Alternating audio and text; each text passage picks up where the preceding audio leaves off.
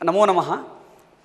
पत्राचार द्वारा संस्कृत के पहले पुस्तक के बारे में, प्रवेश इस पुस्तक के बारे में हम यहाँ सभी उपस्थित हैं।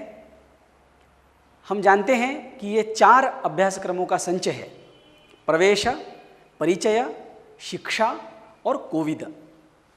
इन चारों अभ्यासक्रमों में हम संस्कृत भाषा का ज्ञान जो है उसको इकट्ठा करेंगे और उसमें आगे धीरे धीरे प्रगति करेंगे। हम सभी को पता है कि संस्कृत भी इतर भाषाओं जैसी एक भाषा है, और केवल उतना ही नहीं, इसको परफेक्ट लैंग्वेज ऐसा भी कहा जाता है। ये परिपूर्ण भाषा है। ऐसा क्यों, ये अगर देखा जाए तो इसके बारे में बहुत सारे उत्तर आ सकते हैं। उसमें से एक उत्तर ऐसा है कि संस्कृत में उच्चारण शास्त्र अत्यंतम परिपूर्ण है।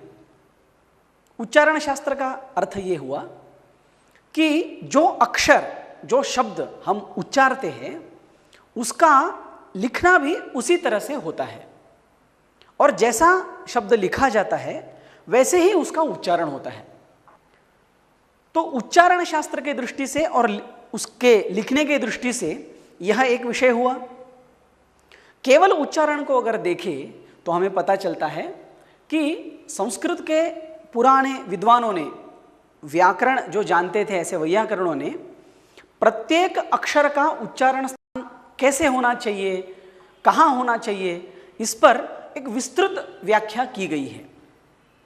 अब इस व्याख्या को अगर हम जानें, इस व्याख्या के आधार पर अगर प्रत्येक अक्षर का उच्चारण स्थान अगर हम समझे, तो हमारा उच्चारण पूर्णतः शुद्ध हो सकता है। और हम जानते हैं कि जो उच्चारण शुद्ध होता है, पूर्ण होता है, उससे एक अच्छी ऊर्जा उत्पन्न होती है। उससे सुनने वालों को और बोलने वालों दोनों को उसका पूर्ण आनंद मिलता है। इसीलिए हम इस परिपूर्ण भाषा के परिपूर्णता की ओर अपना एक कदम आगे बढ़ाएंगे, और इस पहले पाठ में जो अभी हम पढ़ेंगे उसकी ओर प्रस्थान करेंगे। तो हम प्रारंभ करते हैं। संस्कृत में जितने भी अक्षर हैं, उन अक्षरों को 2 भागों में विभक्त किया गया है, जिसमें पहला भाग है स्वराः और दूसरा भाग है व्यंजनानि। इसमें ऐसा कहते हैं, स्वयं राजन्ते इति स्वराः। ये जितने भी स्वर है, ये जितने भी अक्षर है, ये स्वयं पूर्ण है। इनका उच्चारण स्वतंत्रता से हो सकता है, इसीलिए इनको स्वयं राजन्ते इति स्वराः ऐसा कहते हैं। ये कौन कौन से हैं हम एक बार देखेंगे। अ, आ, ई, उ, ऊ, ऋ, ए, ऐ, ओ, औ। वस्तुतः यहीं तक ही सारे स्वर हैं, किंतु इन दोनों को भी इनके साथ जोड़ के बोला जाता है, जबकि ये दोनों भी स्वर नहीं है। इसको कहते हैं अनुस्वार और इसको कहते हैं विसर्ग। इसका उच्चारण अम और अह ऐसे होगा। अब इन सभी स्वरों के बारे में हम थोड़ी जानकारी लेंगे। ये जो सारे स्वर है, व्याकरण शास्त्र की दृष्टि से इसमें ह्रस्व, दीर्घ और प्लुत ऐसे 3 भाग किए गए हैं। ह्रस्व का मतलब होता है एक मात्रा वाला। हम पलक झपकते हैं ना, तो एक पलक झपकने तक जो कालावधि है, उतने कालावधि में उच्चारित स्वर को ह्रस्व स्वर कहते हैं। 2 बार पलक झपकने का समय, उतने समय में उच्चारित शब्द को दीर्घ कहते हैं, और 3 बार या उससे भी ज़्यादा पलक झपकने का समय अगर लगता है तो उसे प्लुत वर्ण कहा जाता है। यहाँ देखेंगे, अ यह जो वर्ण है, इस वर्ण के पूर्ण उच्चारण के लिए केवल एक बार पलक झपकने का समय लगता है, इसलिए यह ह्रस्व वर्ण है। आ ये दीर्घ है क्योंकि इसके लिए इसे दोगुना समय लगता है। वैसे ई और ई यह ह्रस्व स्वर है और यह दीर्घ स्वर है। ऊ ऊ यह ह्रस्व है और यह दीर्घ है। उसी तरह ऋ ऋ यहां एक मात्रा, यहां दो मात्रा। अब इन सभी के विषय में हमने देखा कि सभी का ह्रस्व है, दीर्घ भी है। प्लुत यहां दिखाई नहीं देता क्योंकि उसका विशेषतः केवल प्रयोग होता है। लिखते समय अगर हम देखेंगे तो जहां जहां उसका उच्चारण होता है वहां उसके आगे देवनागरी के 3 का आंकड़ा लिखा जाता है।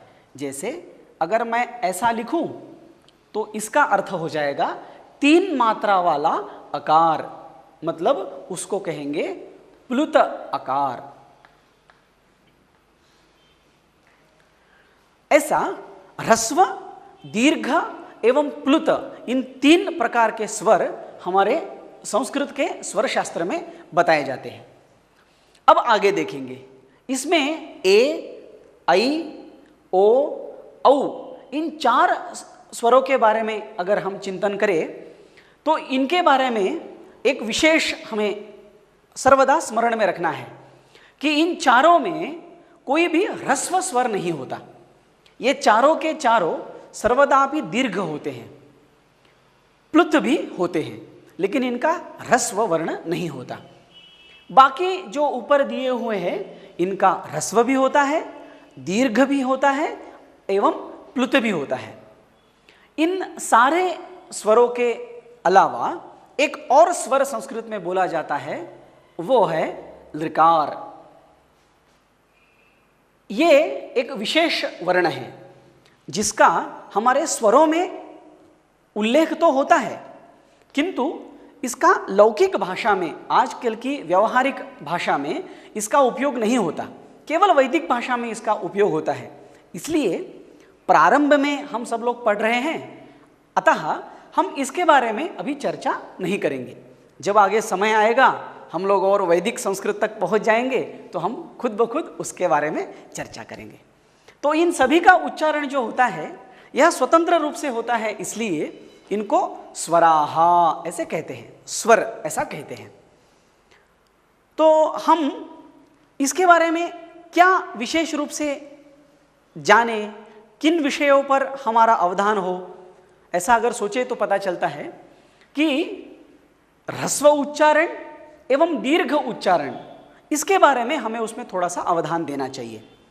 कुछ उदाहरण देखते हैं।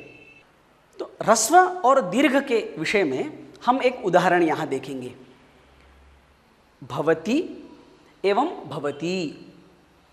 इसमें अगर हम देखेंगे तो स्वरों का और व्यंजनों का जो समूह है वह तो समान है, किंतु केवल आखिरी के वर्ण में थोड़ा सा हमको भेद दिखता है।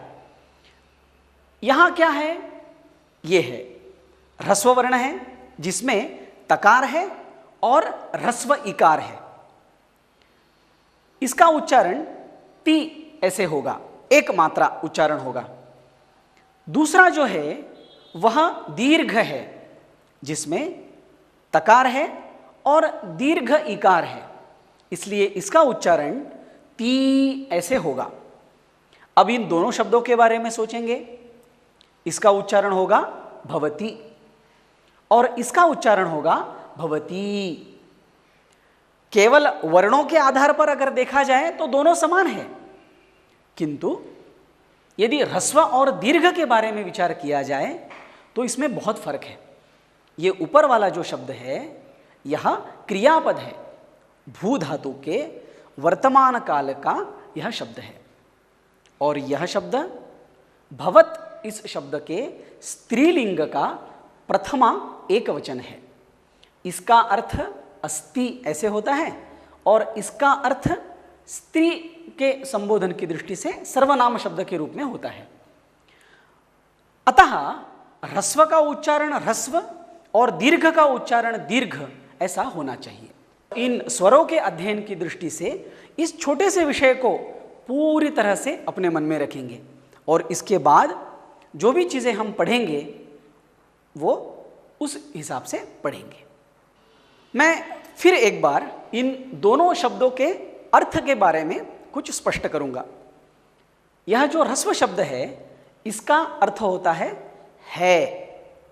और दूसरा जो शब्द है इसका अर्थ होता है स्त्रीलिंग में आप। जैसे